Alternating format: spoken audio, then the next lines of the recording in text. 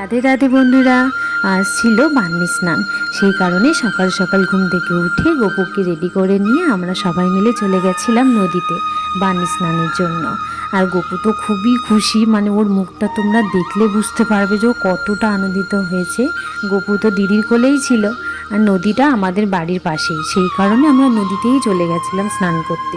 আর নদীর তো জল একেবারেই নেই বললেই চলে, মানে একদমই কম জল ছিল। আর গোপু তো ওর মধ্যেই আমি গোপুকে স্নান করিয়ে দিচ্ছিলাম। ও এত খুশি হয়েছে, মানে ওর মুখ দেখলেই বোঝা যাচ্ছে যে ও এত খুশি হয়েছে।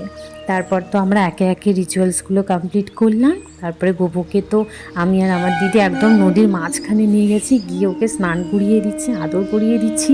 মানে অনেক মজা করেছিলাম আজকে আমরা। তারপর ফাইনালি আমাদের স্নান কমপ্লিট করে নিয়ে অনেকে পুজো দিচ্ছিল, গোপুর মাথাতেও একটু আমরা ফুল ছিটিয়ে দিলাম। আর তারপর রওনা হয়ে যাই। রওনা হওয়ার ভিডিওটা করতে পারিনি, সরি।